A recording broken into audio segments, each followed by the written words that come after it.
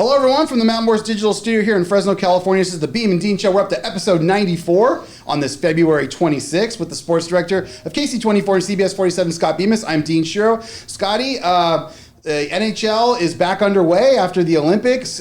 Scotty is in a $9 clubhouse lead on me with one show left. Here we go. The best of the worst right now. And the best part of the day, it is Big West Thursday. Big West Thursday night. Big West Thursday. Big West Thursday. So, this is when we go big, right? Big West Thursday? We're going big tonight.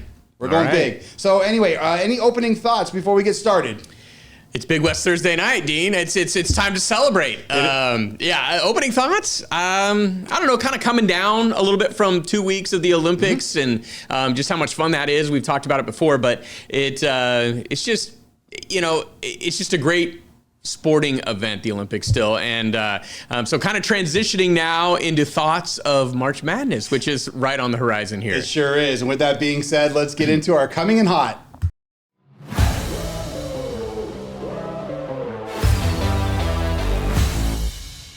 All right, Scotty, we got two topics today for coming in hot. We'll start with mine real quick. When the men's Olympic team were getting their gold medals and then went back to the locker room, they got a call from the President of the United States, and basically he kind of stated in a clip that was shown publicly that, we're going to invite you guys to the White House, and we're also going to have to invite the women to the White House. I don't want to get super political, but I mean, honestly, Captain Hillary Knight of the women's team thought the comments were, were not okay. And the women did not come to the White House or the State of the Union. Just really without getting super political, I mean, were those comments inappropriate? Were they misconstrued? I'll just go first. I thought they were kind of misconstrued a little bit. I don't think necessarily he was trying to insult anyone. Obviously, when you get 2 gold medals, for your 2 teams, you want to be super complimentary. Could he have been more complimentary? Probably so. But, in the case, it was just kind of an unfortunate incident, and we'll go from there. So your thoughts? My thoughts are that's the most diplomatic answer I've ever heard in my life, Dean. Boy, I don't know if I can top that with being as diplomatic. I can't really speak to this so much because I have to go back and see the comments. I've read about the fallout to the comments. I didn't actually see, how it was delivered or this and that. From what I read, sounded like he was being maybe a little snarky about it, and I can understand why the U.S. women's team would react the way they did. And I think there was some disappointment too, I guess, that there were some men in players on the U.S. men's team in the locker room who kind of reacted by laughing at the president's comment as well, almost kind of dismissing, what the women. And I think at that point, if you went and asked those men's hockey players, they would be very regretful for that, having happened. And I don't think they wanted to diminish in any way what the women did. Everything I've seen publicly from the men's team has only been, super congratulatory about the women's accomplishment. It's just one of those things that you just kind of hate to see, great accomplishments like this when the nation should be celebrating this, every day. And there should be no negative associated this with whatsoever. Unfortunately, there's a negative that's kind of put in there. And I'll just leave it at that.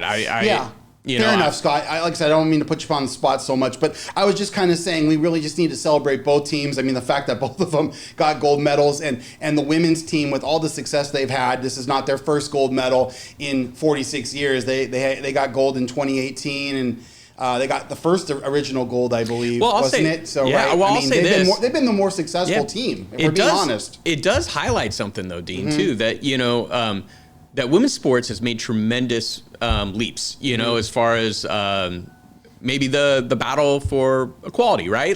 With regards to pay, with regards to just respect in general. Right. I mean, we've seen it, women's basketball grow tremendously in the last, few years, but it does highlight that there's still a distance to go here. That like in everybody's minds, maybe they're not, people are going to knock them sometimes. Right. And I think that's unfair. I mean, in this case, especially on the international scene, right. I almost, I consider them to be pretty much equal, kind of entities, right? I was just as interested in the women's gold medal game as I was in the men's gold medal game. But maybe this is a good thing to kind of highlight that, you know what, we're not completely where we need to get to with regards to respecting and highlighting women's sports. Yeah, anyone who's gotten involved a little bit on the union side for some of the WNBA negotiations and stuff too, and I'm a huge WNBA guy. I really enjoy the sport, and I use it a lot, you know, for daily fantasy and stuff like that. So I have a lot of respect for the women, and I'm super proud of what they've done and what they're trying to accomplish. So, all right, let's get into yours really quick. So yours is about league and player associations working together. You're using the Olympics as an example. Well, yeah. Speaking of the hockey, it just occurred to me that other leagues could learn from this Olympics for men's hockey and the moment that they had and basically how it's highlighting the sport of hockey. Now, whether that will translate, you know, to growth, you know, for the NHL, will more people be watching? I don't know. You know, like it might end up being just kind of a one-off where the entire nation kind of tuned in. I mean, I say the entire nation, but a large portion of people, more than is normal for, you know, a hockey game like that, tuning in to watch that gold medal game. I think if it was in the middle of the day or in prime time, I mean, the numbers... Yeah, the 5 a.m. probably didn't hurt Pacific. The numbers would have been incredible. Yeah, the numbers would have been incredible for it, and they still were really good. Mm-hmm. But it just highlights because, you know, NHL players were in the Olympics before, right? In from '98 to 2014, and then they went away from the Olympics, and everybody was kind of like, what's going on here? Because it was super popular, right? I mean, we were all fully invested in the NHL players being at the Olympics. I think for all of the team sports, I think the NHL having the professional athletes in there, the NHL players was the coolest because there were so many. It's so international, right? I mean, you know, basketball's getting there, but NHL, you know, with Canada and Finland and Sweden. And if Russia was in the Olympics, which they're not, but in this past one, you know, they obviously would have a stacked team as well, and even some of the, you know, the Eastern European countries as well. That it was like it's a great competition, and so the NHL working together with the Players Association got it figured out. Now, it may have taken a lot longer than people wanted it to because there was a gap there for over a decade where they, you know, weren't in 2 or 3 Olympic Games, I think it was. But they figured out to get these, that this is huge for the sport. We need to figure this out. We need to get these NHL players in the Olympics, and the players pushed for it, apparently. They knew the importance of it. And I just want to give credit to the NHL and the NHL Players Association for working together to figure it out. There were some concessions as well from the International Hockey Federation about, you know, the NHL being able to use highlights from the games and things like that, and, you know, kind of be involved in the promotion of this event, not just on the Olympics website, but on the NHL website. And they can kind of, you know, get on board and promote it because they want to promote their sport. Sure. But other sports need to take this as an example, right? You bring up the WNBA, which is contentious right now between the Players Association and the commissioner and maybe the owners at this point trying to get things figured out. Baseball, looking at a, you know, possible lockout / strike, you know, here when this current CBA runs out. And basketball in the sense of, we talk about the All-Star game, we've brought up ideas for doing some kind of international tournament instead of the All-Star game. The players should push for this. They should realize that this will be incredible for our sport. And that's what the NHL players know and realize. And it's incredible for their own brands as well to win a gold medal. Look at Jack Hughes. I mean, 2 weeks ago, outside of diehard hockey fans, could you have named Jack Hughes? No. Or even identified who he was? No, I mean, honestly, I'm a diehard hockey fan, so I do know who he is, but the average bear wouldn't know. I wouldn't have known. The average bear wouldn't have known for sure. So, yeah, no, I know he's on the New Jersey Devils, but cool moment last night. Jack Hughes brought Tage Thompson up. It was New Jersey versus Buffalo. He grabbed Tage Thompson. They're wearing opposite jerseys, and they're arm in arm going around the rink one time. All the players are knocking their hockey sticks. It's very, very cool. So, but yeah, I agree with you though, Scotty. We need more of this. We've got the Olympics coming in 2028. You know, you've got basketball players who will be playing in it, thank God, and then you've got flag football where we're going to have NFL guys participating, which is really cool. It just anything to promote sports right now in general. I mean, how could you be against that, right? Well, it's just, my point really is that these leagues and these player associations and these players, instead of getting dug in on things, right, and folks like the World Baseball Classic, where they're, you know, some of these players apparently aren't going to be playing because of insurance issues and they can't get it figured out, right? And it's probably a players association thing where they're arguing. And look, players associations are there to represent the players. They're a union. They're there to defend the players on some level. But sometimes everybody needs to take a step back And everybody needs to be adults in the room and say, okay, what will this mean for our sport? Let's get off these little details. Maybe we're frustrated about this. Let's figure out a way to make this happen. Let's figure out a way to get all these players in the World Baseball Classic. Because if you've got the Judges and the Lindors and the Trouts and everybody else playing in these events, this is going to help your sport. And sometimes everybody gets so dug in and they don't work together. And then, everybody ends up losing in the end. Yeah, and then all of a sudden you just have a bunch of Americans playing. You don't have any guys from Dominican Republic or Venezuela or whatever, and that's very disappointing. So anyway, all right, well, like I said, let's get into a little bit of college basketball here really quick, and then we'll get into some high school basketball. For college, so Fresno State had an opportunity. They went to Fort Collins, a couple nights ago and lost a nail biter, to the Rams up there in Fort Collins. And again, making kind of baby steps, Scotty. I'll let you kind of take the lead as sports director here. But what are you seeing kind of from the men's team right now? And then we'll talk about college basketball on a higher level. Yeah, I mean, Fresno State is respectable this year. But I know the fan base and I know this area, they want more than that, right? And I know Vance Wahlberg wants more than that, right? And you can see just how these losses wear on him. I mean, at the end of his press conference after that game that they kind of gave away against New Mexico where they had a 22-point lead at home. Right. I mean, Vance is the type of guy, he apologized at the end of the press conference before getting up and leaving. He said, "I'm sorry." Like basically like a message to the Valley, like I'm sorry. And so it means a ton to him, and I get that, but at some point, they got to take the next step, right? I mean, and I think Vance would be the first to admit that. They got to start winning some of these games. And I've said here in the past, I think Vance deserves another year to see what he can do. And there is some talent on this roster. The hard part to figure out always is, can they keep these guys, right? Like they have a real breakout star in true freshman Deshaun Gorey. I mean, he is a real player. If he came back at Fresno State, I'm pretty confident that he would be, in the conversation to be an all-conference player next year, maybe even on the preseason all-conference team. Great. Plus a full off-season where he's long and lanky, but he's kind of skinny, of putting some more weight on him. I mean, he's super athletic. He could be a real player in the Mountain West. If you're able to bring back, a Zion Collins, Wilson Jack, the freshman 7-footer, coming back as well, there could be something there. And you could, maybe make a little leap with a couple of nice additions, in the portal. But the hard part is, are they going to be able to keep these guys? Right. Are they going to be able to keep Deshaun Gorey? Are 7-footers that have some skill? They don't grow on trees, right? And so bigger schools might be tossing those carrots out there to them, and so that's the hard part about projecting forward. I mean, certainly there have been injuries again, and it just seems like Vance and this era has been kind of snake bitten over the last 2 years with the number of injuries that they had. I mean, Zion left the game in Colorado State, so now you're basically at the point where Douglas is out for the year. I'm not sure what Zion's status is. I didn't have a chance to see the actual injury. Understand. But DJ Stickman, the freshman, who was a big part of the rotation, he's done for the year. They lost one of their guys who was apparently projected to be a starter in the preseason, Nate Zulemi, another one of those French guys. And so, I mean, it just, they've been unlucky on some level. But ultimately, it's going to come down to the off season, right? I mean, like when you look at it, it's like,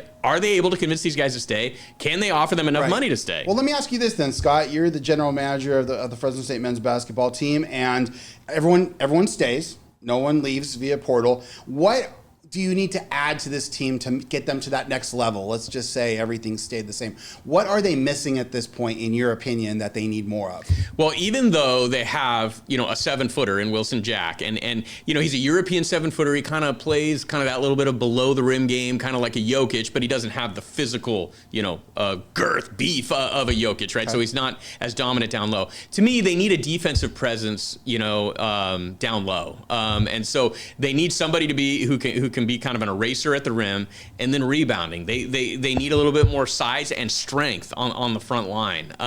This year they've had enough shooting with Hyde Breeder and Cam Foss, another guy who can kind of make some threes, and Deshaun Gorey can make some threes as well. And so that was the problem a year ago, was that they couldn't make threes, and they were running a system where they were shooting a lot of threes. It's sad, Dean, because like that guy who could have like brought a ton of that to the table, right? Is at Nevada right now, right? You know, like Elijah Price, right? And he is that beef, that muscle, you know, and Fresno State would have loved to have brought him back, right? But they don't have enough money apparently to offer them to keep them in Fresno, and so that's what they would need. I'm curious to get because you know I'm talking more as like kind of a journalist, you know, media guy. You're more of a fan, just kind of like when you look at it. Yeah, I see improvement. I do. From what I've seen on television and at a couple games I've gone to, I've been impressed with what's going on there. I just think what can they do to draw more attention and put more butts in seats? That's kind of my next question. Like, it seems like, you know, they're trying little things here and there, but get the students more engaged and get the fan base a little bit more engaged like the old days. I mean, I was spoiled when I got here. It was the Tarkanian era, and it was Selland was packed, and then he built the Save Mart Center. So I'm dating myself a little bit, and then you had the Ray Lopes era where it was exciting as well for a while there, and then after that it kind of fizzled out with Cleveland and stuff like that. But I'm optimistic. I think he's got a great base to work off of here. Obviously he's a very intelligent man. He's got a lot of experience. He knows a lot of people in the industry that speak very highly of him, which not everybody does. So I'm encouraged to see what he kind of does. I think from a recruiting standpoint, we've heard somewhat about his system, the 90 feet of hell or whatever, and I really haven't seen a lot of that, yet. He's kind of gone the European route with some bigger guys. So we'll see. I mean, that's just, like I said, I don't have as much knowledge as you do. Well, I think that's the hard part too, Dean, is that Vance was probably hoping to come in and be able to institute his system that he ran at Clovis West, which was full court pressure, right, and that dribble drive offense. And they're running the dribble drive offense, and they do push the ball offensively. Like, they get it quickly up into the front court, and they play with a good pace offensively, but we haven't seen that full court pressure. And I think some of it has to do with, if in the high school days, like if you've got a big man in the middle, at Clovis West who can kind of be an eraser, well, you can press full court because guys coming in, even if they break the pressure, right, you've got an eraser at the rim, right? Yes. Well, they don't really have that eraser at the rim. And the other thing is with these injuries, well, it starts to hurt depth, and right, you don't have that many bodies. And so it gets harder and harder to run that system. Yes. And I'm with you, Dean. It's kind of like the one thing that I don't know if he's had an opportunity to run that system or hasn't chosen to, right, like the way he really envisioned it. Yeah. And so, does he still feel, it'd be interesting to talk with Vance and say, does he still feel like he can get the right guys in here to kind of run that system, or what is his take on how that's, kind of playing itself out? Yeah. He's shown an ability to get guys. Guys that were at Fresno State. Elijah Price is a great example, right? He's starring at Nevada now, right? And like Deshaun Gorey is going to be, a hot commodity. Now, one thing that does give me hope is that they just got a verbal commitment from a high school recruit who played at Deshaun Gorey's. I think Deshaun Gorey played at like a prep school in Arizona. Okay. So it kind of gives me some optimism. Nice. That that maybe like Deshaun is thinking about sticking around because he's encouraging his teammate to come with him. And so the Mountain West is still difficult. It's a little bit down this year, to be honest. Like if you really look at it compared to what it's been in the last few years. I think I looked at bracketology the other night. I think they only have 2 Mountain West teams in the tournament. Right. There's still good teams, but there's been some great teams in the Mountain West. Yes. So there was an opportunity this year to maybe pick off a few more, maybe be around 500 in the conference if they had played end of games a little better. Yeah, just thinking about that Colorado State team last year that made a nice run. So it could happen from the Mountain West. I do want to mention a programming note from my man Matt Morris. We will be having the Fresno State-Boise State game on the CBS KC24 CBS 47 app on Saturday night at 5 o'clock start, right? Yeah. So we're going to have that game on this app for those who are watching. It's going to be very exciting, and I know it's kind of a coup for my man Mr. Morris to get the game. So very, very cool. So all right, let's talk about hardwood, but let's go to the high school level. We're going cross town from Save Mart Center to downtown, the Selland Arena. We got the Valley Championships going on this weekend. A lot of good matchups. headlined by the ladies. Clovis West versus Clovis.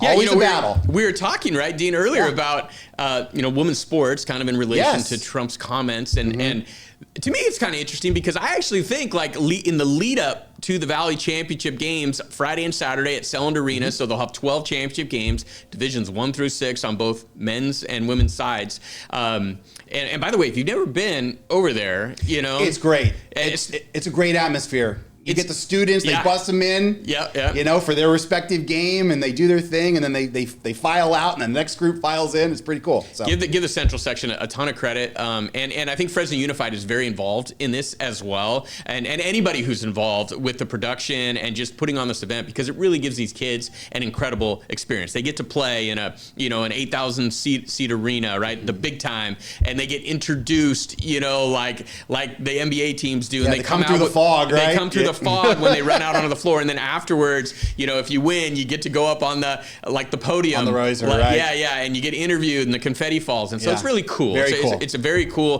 thing to witness and to see these kids. And the interesting thing to me though is the game that at least has the most attention in my mind right now. The boys' game is interesting because you got Buchanan and St. Joe's for the second straight year in Division I, But St. Joe's going to be a pretty big favorite in that game. They're that private school. They're always good. From believe Santa Maria. They're always good, and Scotty. they're always good, and they're good once again. Buchanan, has a puncher's chance in this game, but they're going to really have to do something special to win it. But then that girls' game. So this would be the girls' game will be at 6. The boys' game will be at 8 on Saturday night. To me, it's grabbing the most headlines because you've got Clovis and Clovis West again. And this is a rematch of last year's overtime thriller at Selland Arena. Right. When Clovis almost picked off Clovis West last year and ended their streak. They've won 13 consecutive Central Section titles, the Clovis West girls. Wow. But this year, they're the 2 seed. And Clovis is the 1 seed because Clovis won the outright league title for the first time in basically 3 decades. Nice.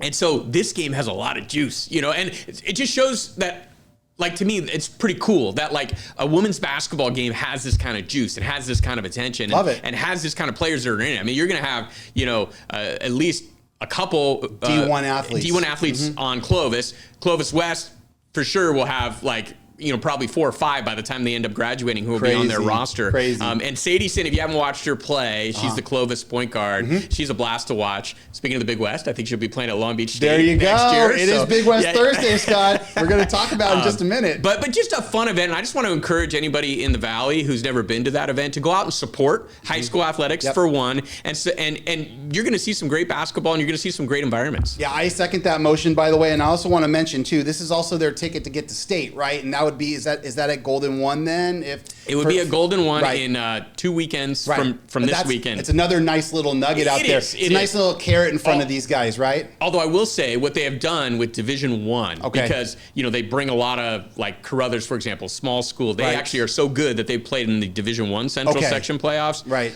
All 8 Division I teams who make the quarterfinals in the Central Section do get an automatic bid to the state tournament. Nice. It's not true in the other divisions. Okay. You usually have to win, or sometimes if they need to fill another spot, maybe a runner-up might get in there. But but yes, in the Division I ranks. Yeah. But it is possible, like a St. Joe's or like Memorial a couple of years ago when they won it up there. It's possible for some of these schools to possibly get there, right?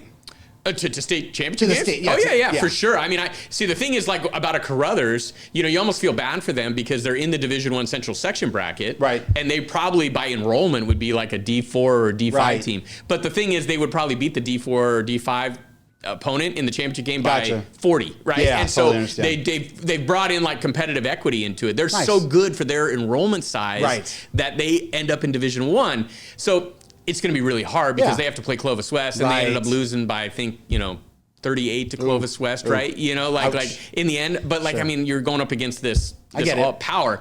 So what happens is with, like, the Carruthers of the world, they end up falling into a lower division in the state tourney. Right. So they end up, because they've won back-to-back state championships, because they're playing against a little bit lesser competition than they face even in the Central Section playoffs usually, right? And so, the state tournament is almost what Carruthers is looking forward to these days. Sure, Clovis West, Clovis, they always got a shot, and they'll probably be in the open division, which is a huge, nod to and sign of respect if you get into the open division. Yeah. And I saw the Clovis head coach was quoted the other day. I saw something on Twitter where he was asked about maybe getting into the open division because I don't think they've been in the open division before.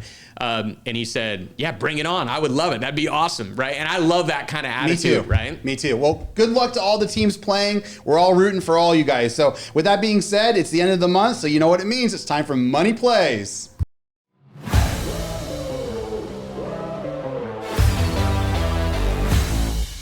All right, guys, this is the down and dirty Big West Thursday Money Plays edition for Scott and Dean. There is $9 difference between the two of us really quick. So let's show what Scott did on Tuesday night, actually. What a bad beat on this one, Scotty. This one I had to double take it. Did he really lose? Utah lost by 16. I was getting an extra 5 points there on the teaser. They were within this number for pretty much the entire game. Sure. And the only thing I'll say is they lost by 16 in the end. They lost by 16. I had to double take it. And there was what stood out though, Dean, there was a free throw by Utah with one of their big guys with a minute left, right? And you missed it? No, he did. I'm sorry. This was Cincinnati or no? Who they played? Iowa State. Right. Iowa State was at the line, and this guy's like a 40% free throw shooter. And hit them both? No, he did not make them both. But the first free throw, just so you know, it went off the back of the rim. It hit the top of the backboard. Okay. Came down, hit the front of the rim, and fell in. Oh, dear Lord. So in the end, if you want to look at it that way, that was the 1 point that ended up costing me a win there. Easy cover with Tech on that. On a bright note, at least you didn't go 0 for 6 like yours truly. 0 for 6. The Lord giveth and the Lord taketh away, including the Fresno State Diamond Dogs. I will never bet against you again. They won 12. No, you should bet against them because then they'll go out. Then they'll go out and win big. Yeah, they won 12-4, and this was the fourth game of the series with their fourth pitcher. So crazy. So anyway, Scotty's got a $9 lead, and he's got 2 big plays. Go for him. Right. We start with $1,000 each month, and it's a contest between us. We have some work to do. Yeah, we're not really doing that great. So my goal always is not only to beat Dean because it's a competition between us to end up with more money, but I try to get back over the $1,000 mark if I can at the end of the month. So I've got some big plays here money-wise. Yep. Big West Thursday night, Dean. Yes, it is. Cal Poly, under the radar. San Luis Obispo, California, ladies and gentlemen. Oh, my goodness. They've been playing some great basketball recently. I think they, in consecutive games, I think they've beat Hawaii, on UCSB, the islands, and UCI. On the island by double digits. Yeah, those are arguably the 3 best teams in the conference. They are. So they found something there, and I'm going to buy this down to under 3 so that hopefully if they win the game, they'll likely cover. Long Beach completely going in the opposite direction. Right. And so I got a feeling, I'm kind of thinking, is Long Beach really going to be that excited about this game? I don't think at this point, late February, struggling. Might have a play on this one as well. Okay, so there you see, I'm going big, 338 to win 200 there. That. Yep. And then I'm not, I like this play. I don't love this play, but I'm going to ride with Michigan on Friday night at Illinois. This is a huge Big Ten game. Big game. These are 2 teams that have a legitimate shot to win the national championship, yes, so you might want to tune in and kind of do some recon before you fill out a bracket in a few weeks. Michigan, basically, if they win the game, they win the bet. I just think that coming off that loss to Duke, right, that they're not going to want to lose 2 games in a short period of time here. Absolutely not. And they're probably going to win the Big Ten whether they win this game or not, but Illinois is kind of the second best team in the conference, and I don't think they want to lose to Illinois and then still be the Big Ten regular season champion, meaning I think they want to be the team that beat Illinois and is the Big Ten regular season champion. So I think they'll be motivated for that game. And if Michigan is motivated, they might be the best team in the country. I agree with you. All right, well, there's my list. I'm going to go right to the Big West Thursday. Give me Cal Poly minus 5.5 against Long Beach State for 100 to win 92. Give me 100 on UC Santa Barbara minus 11.5 against UC Riverside tonight at the Thunderdome, the old home of Matt Morse, our friend. $100 on UC San Diego, giving 13.5 at home against Bakersfield, who has not been very good. 100 to win 75 there. And then $50 on UC Irvine money line. They're going to the Matadome tonight. Cal State Northridge, tough place to win. 50 to win 55. I got a couple big money line things there, including the NBA. 2 big favorites, Spurs and Hawks. $150 to win 65. And then 5 favorites tonight in college basketball. So, Scott, you got about 10 seconds. Last thoughts. I'm shocked we didn't parlay the 4 big West games together. Should have. Parlay Dean. Should have. Let me down. I just going individual tonight. Got to get some wins. Try to catch Scott. All right, we'll be back on Monday to recap our results. Thanks for watching. This has been the Beam and Dean Show.